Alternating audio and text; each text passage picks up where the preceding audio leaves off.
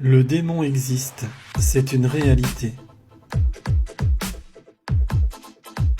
Ça gêne de parler du démon.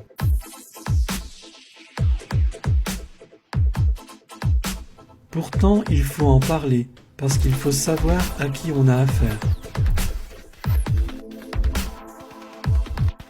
Il faut connaître l'ennemi, sinon, comment voulez-vous le combattre? Moins on prie, moins on loue, moins on a une vie spirituelle, plus on est sûr d'être victime de ses griffes et de son oppression. Alors, on va voir quelque chose et un sujet, mes amis, qu'on n'aborde pas beaucoup. Ça gêne, parler du démon.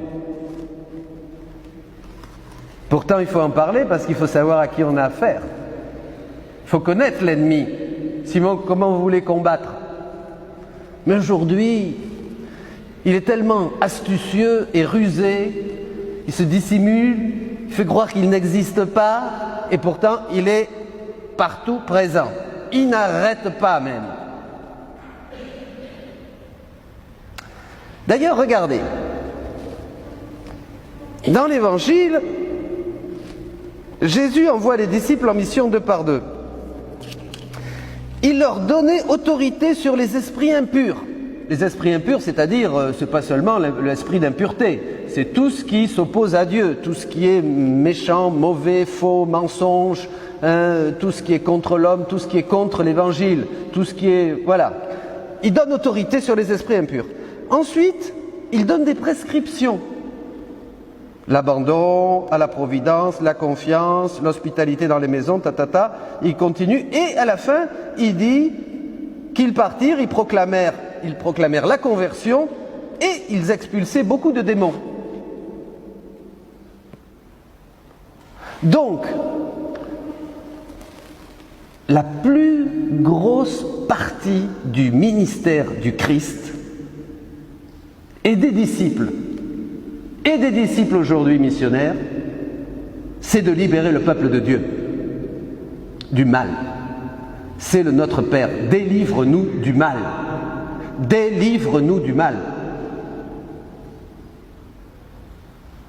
La Bible dit dans la première lettre de Saint Jean, au chapitre 3, que le Fils de Dieu est apparu afin de libérer l'homme de l'oppression du mauvais, de nous libérer et de détruire les œuvres du diable. C'est très clair. Vous voyez, c'est central. Et si je peux vous dire qu'un pays est vraiment opprimé par le diable, c'est bien la France. On le voit. On voit quand on parle aux gens, ils ont une répulsion même de Dieu. Ils sont comme ça, ils sont fermés, ils ont peur. C'est absolument incroyable. Le diable nous attaque pour nous lier dans notre psychisme, dans notre volonté pour la diminuer, dans notre intelligence pour l'obscurcir et semer la confusion. Vous voyez, il agit partout, surtout quand les gens ne prient pas, évidemment. Moins on prie, moins on loue, moins on a de vie spirituelle, plus on est sûr d'être victime de ses griffes et de son oppression. Alors c'est pas seulement la petite tentation, il y a la petite tentation, mais après ça va plus loin. Il y a l'obsession.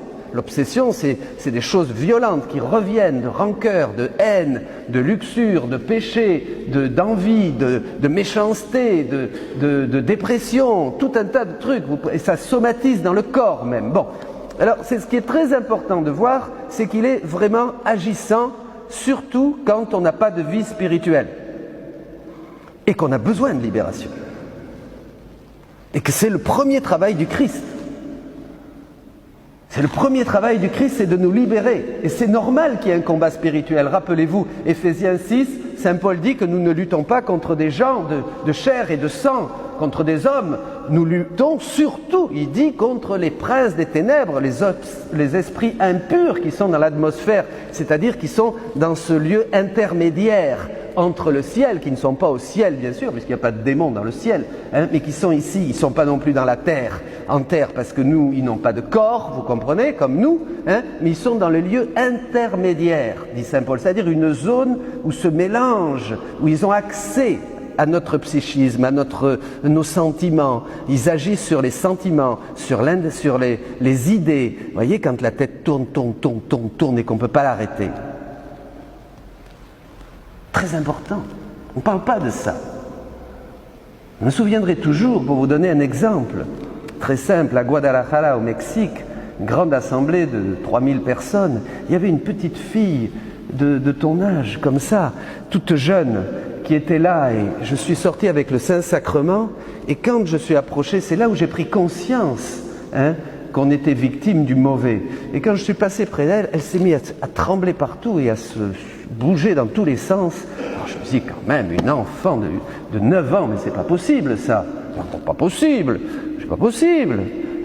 Et alors, bon, après, elle était libérée et tout ça. Après, je l'ai fait venir et je lui ai dit, écoute, viens me dire, qu'est-ce qui s'est passé? Et elle me dit, il y a un mois, avec des copines, on s'est retrouvés à la maison et on a joué à la Ouija. Ah bon? À la Ouija, à faire tourner les esprits, là, avec un verre. Et j'ai senti que quelque chose est entré en moi. Depuis ce jour, je ne suis pas bien, je ne m'entends plus avec maman, je pleure tout le temps, je suis insupportable.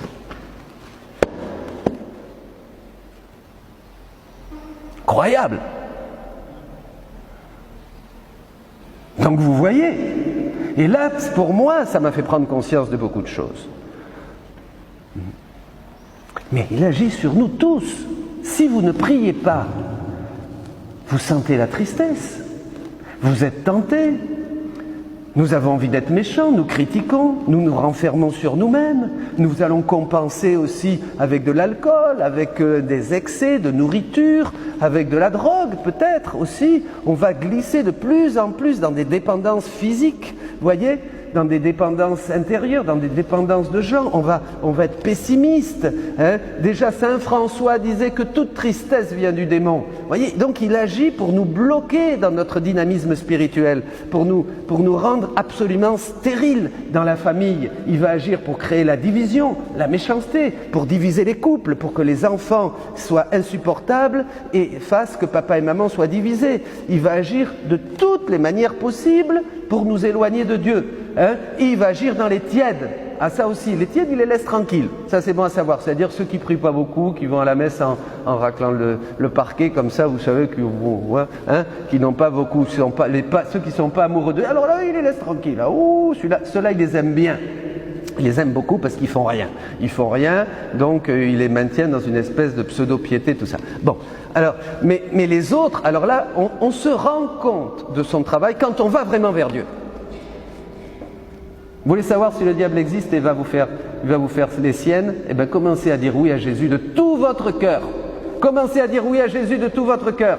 Commencez à dire au Seigneur, je t'aime Jésus, je te donne ma vie. Maintenant, je veux que tu me libères, puisque tu as dit que le Fils de Dieu est venu pour détruire les œuvres du diable, puisque tu as dit que c'est Yeshua, c'est lui qui vous sauvera de votre péché, puisque tu as dit, Jésus, très clairement, que tu es venu libérer les captifs. Ça aussi, dans Luc 4,16, Jésus est venu libérer les captifs. Dès qu'on n'est pas sous l'onction de Jésus-Christ, dès qu'on ne fait pas partie de la famille de Jésus, dès qu'on n'est pas avec Jésus, qu'on n'est pas son ami, qu'on ne marche pas avec lui, on se fait avoir. Croyez-moi, je vous l'assure, j'ai vu ça pendant 35 ans. On se fait avoir, c'est automatique. Automatique. On est dans un truc, on a des compensations, on a des bébêtes, on a des ennuis, on somatise dans son corps, on dort mal, on est dépressif, on a des trucs. Et surtout, on ne veut pas obéir. Surtout, on ne veut pas obéir au prophète. Surtout, on ne veut pas obéir. Il suffit que quelqu'un mette le doigt sur ça, parce qu'il y a un orgueil en plus, évidemment. Le diable est très orgueilleux, donc il vous communique un orgueil. Il suffit que tu dis, toi, tu ne vas pas à cause de ça. Oh, quoi? Pour qui tu te prends? Moi, je suis... Non. C'est des gens très orgueilleux. Il faut être humble. On ne peut rien leur dire. Voyez? Mais on est liés. Moi, je vois quand je passe chez les uns, chez les autres, et puis, évidemment, combien il y en a qui sont accros, mais alors accros aussi à la télévision, aux jeux Internet, à tout un tas de trucs dégoûtants sur Internet. Il y a ceux qui sont accros au Reiki aussi, il y a des formes de yoga, de méditation transcendantale, guérisseurs. Ah oui, tout ça c'est à la mode, quand c'est pas la sorcellerie, le tarot, les jeux, accro aux jeux aussi, aux jeux, au loto, à tout un tas de trucs où on a besoin. C'est des petites choses. Et souvent ça peut commencer par une petite chose. On est accro à un petit truc, vous voyez, on croit que c'est anodin, on croit que c'est anodin, mais non, mais à partir de là, il commence à vous tenir, vous voyez. Alors ça c'est très important. Je ne peux pas aller plus loin, je ne peux pas tout expliquer sur ce sujet, mais c'est un sujet que j'ai vraiment travaillé pendant de longues années. Le diable nous lie avec des dépendances de toutes sortes, physique, spirituelle, bien sûr, morale même, affective, amoureuse, dépendance chimique, tout.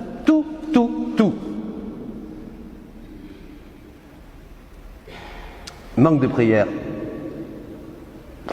Vous avez jamais... Il y a des gens, j'ai rencontré des gens beaucoup, quand ils se mettent à prier, ils me disent « Je ne comprends pas, Père, je me mets à prier, j'ai envie de dormir. Je m'endors à la prière, j'arrive pas. » Ah ouais? Il y en a d'autres qui disent « Je ne comprends rien à la parole de Dieu. On prêche la parole de Dieu, je ne comprends rien. Ça passe par là, ça sort là, je ne comprends rien. » Pareil. Les pères du désert disaient que le démon avait une grande jaquette. Il y a un père qui raconte ça. Vous savez, les pères du désert, c'est du 1er au 4e siècle, 6e siècle. Hein, et il ouvre sa jaquette. Et quand les moines se mettaient à prier, il sortait une petite goutte, comme ça, comme avec un doseur. Et puis là, il mettait tiédeur sur celui-là. Celui-là, dormir. Celui-là, je vais lui mettre mauvaise pensée. Mauvaise pensée, voilà. Pendant pour gêner la prière des moines. C'était une image, bien sûr, mais pour vous dire qu'il est toujours actif. Trouvez votre point faible dans vos vies, là où vous avez été blessé, et vous verrez que c'est là que le diable aussi va agir. Le diable agit toujours là où nous sommes faibles. Bon. Alors, les disciples missionnaires, qu'est-ce qu'ils font là? Le premier boulot, Jésus leur donne la puissance, la grâce, l'onction du Saint-Esprit pour aller chez les gens, pour les bénir. Aujourd'hui, on a vu une famille qui est venue, on s'est tous réunis, elle n'était pas baptisée, la dame, on lui a dit, allez, venez, on va prier pour vous. Alors oui, ah bon, elle veut le baptême maintenant, elle venait pour le baptême de son petit, et bien maintenant elle va être aussi baptisée, la maman, c'est formidable. On est tous mis autour d'elle, et on a prié sur elle et sur son conjoint, vraiment de tout notre cœur, et elle va entrer dans l'équipe pour se faire baptiser. Voyez? Qu'est-ce que fait un disciple missionnaire? Eh bien d'abord, il se remplit de Dieu. Et là, je parle pour vous tous, parce que c'est pour ça que vous êtes à l'église. Vous êtes à l'église pour être vraiment remplis de Dieu et aller libérer les autres. C'est la seule chose qu'on a à faire dans la vie. Et c'est la seule chose qu'on aura comme couronne dans le ciel. Les âmes que nous aurons libérées par notre prière et notre sacrifice. Quand vous allez mourir et voir Jésus, la seule chose que vous allez recevoir comme couronne, ce sont toutes les âmes que par votre prière et votre sacrifice, vous aurez sauvées. Je vous le dis, c'est bon à savoir, il n'y a rien d'autre. C'est pas vos bonnes œuvres, c'est pas vos prières, c'est pas vos machins, parce que tout ça c'est Dieu qui nous l'a donné, hein, c'est la monnaie de son pays. Donc on va me dire, regarde Seigneur, la belle monnaie que j'ai. Mais il va te dire, mais que t'es nigo, c'est moi qui t'ai donné ça, les grâces, les prières, de faire ta prière, d'être fidèle, d'aller à la messe, tout ça c'est moi qui te l'ai donné. Pourquoi tu me redonnes ce que moi je t'ai donné pendant que tu étais sur la terre? Donne-moi plutôt autre chose. Ah, mais les âmes qu'on a sauvées par nos sacrifices, nos prières, et à qui on a parlé de Jésus, parce que ça c'est ici, hein, proclamer, allez, ils proclamèrent qu'il fallait se convertir. Ah, ça oui. Vous parlez de Jésus? Vous parlez de Jésus? Vous dites aux gens qu'il faut se convertir? Si vous ne parlez pas de Jésus, il faut prier pour que vous soyez libérés. Parce que ça c'est le fameux démon muet. Le démon muet, c'est je dis rien. À personne. Il ne faut pas choquer, il ne faut pas choquer, il ne faut pas choquer. Ça, c'est un démon aussi, ça. Épouvantable. Ah, où ils sont les missionnaires? Si c'est le premier boulot du missionnaire, c'est d'annoncer aux gens que le Christ est vivant. Et que le Christ peut changer ta vie. Et qu'il n'y a pas d'autre puissance qui pourra changer le monde que l'évangile de Jésus-Christ. Est-ce que vous le croyez? Est-ce que vous êtes convaincus? Est-ce que vous allez par le monde? Est-ce que vous allez dans les familles parler de Jésus? Est-ce que vous faites prier? Est-ce que vous faites prier les enfants? Je parle à tous ceux qui écoutent. La France a besoin de toi. La France a besoin de missionnaires. Depuis que nous chantons maintenant davantage et que nous louons le Seigneur, on commence à voir que le ciel s'ouvre. Hein, et c'est formidable. Il y a plein de belles choses qui se passent. Il y a plein de belles choses qui se passent, parce que dès qu'on commence à louer Dieu de tout notre cœur, je vous disais au début de la messe, eh ben le démon fout le camp. Il ne supporte pas la louange. La louange, c'est comme une espèce de cuirasse de gloire, hein, qui se fout comme ça. La louange, c'est une cuirasse de gloire, vous voyez, qui est autour de vous. Dès que vous dites « Loué sois-tu, Seigneur », comme les enfants, hein, dans la fosse aux lions, hein, et dans le feu, dans le four. Hein, « Loué sois-tu, Seigneur, béni sois-tu, gloire à ton nom, louange », et puis on chante, on chante, on chante. Là, il s'en va, il s'en va. Parce que vous avez toute une gloire, la gloire de Dieu descend sur vous, puisqu'on est fils de Dieu. Comprenez? Mais dès qu'on loue pas, qu'on vit centré sur nous-mêmes, sur notre nombril, avec nos petits soucis, nos petits problèmes, nos petits machins, nos petites tristesses, nos petits trucs, mon petit monde, mon petit monde, mon petit monde, vous savez, mon petit monde, on lit pas, on prie pas, on est tout le temps dans la tête avec que des projets humains, que des projets humains, que des projets humains, que moi, voilà. Alors là, évidemment, on n'a plus de force spirituelle, on n'a plus rien, on est réduit, c'est l'homme déchu.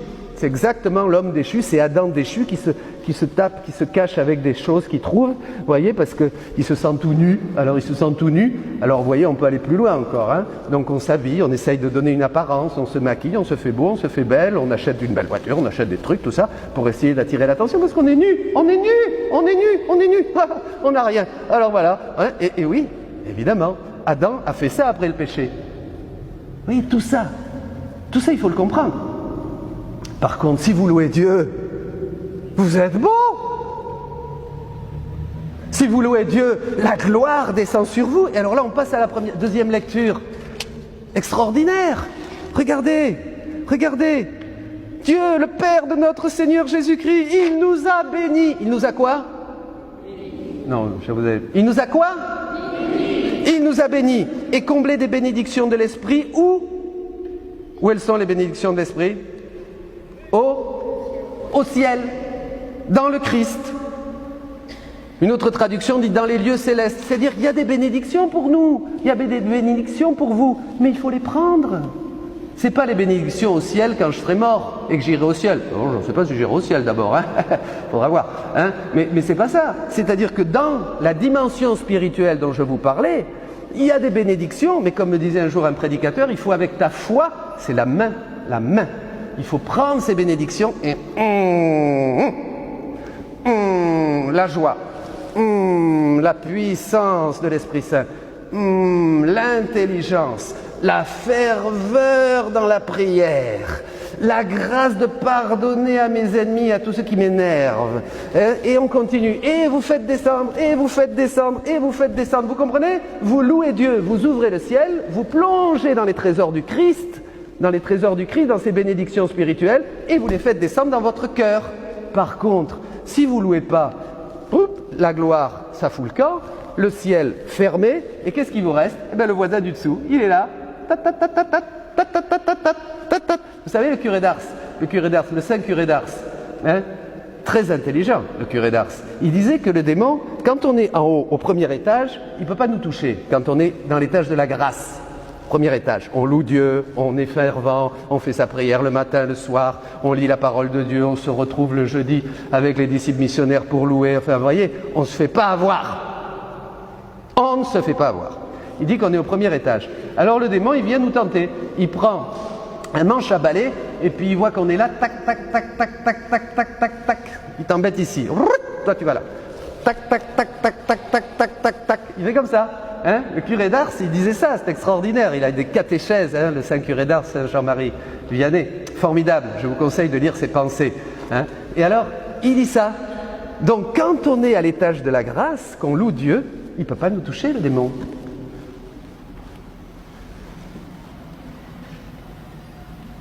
Eh oui. Ben écoutez, je vous laisse avec ces réflexions. Vous avez encore quelques années. Tous ceux qui écoutaient là, vous voulez être disciples, vous voulez être missionnaires. Regardez autour de vous. Regardez les gens comme ils sont. Regardez les gens. Moi j'ai envie de pleurer quand je les vois. Je vois des assemblées, j'ai envie de pleurer, j'ai le cœur qui se retourne dans mon... C'est horrible.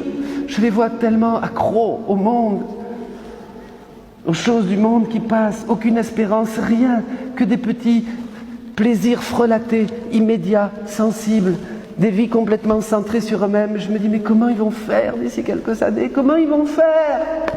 Comment ils se sont fait avoir par le malin? Comment ils se sont fait piéger? Soyez missionnaires, je vous en supplie. Allez partout. Faites venir les uns et les autres. Dites-leur de prier. Ramenez-les à Dieu. Faites quelque chose d'utile de votre vie. La seule chose qu'on peut faire, c'est ramener les gens à Dieu. N'ayez pas peur. Jésus l'a promis. Je serai avec vous tous les jours et je confirmerai votre parole avec des signes, des prodiges, des libérations. C'est le plus beau ça, c'est que quand on commence à bosser pour Jésus avec foi, le Seigneur est là et bam, bam, bam, il travaille à tes côtés, il ouvre les cœurs, il transforme les vies et tu deviens vraiment un missionnaire de l'Évangile. Et la joie dans le cœur, tu le loues partout, toujours. Amen. Alléluia.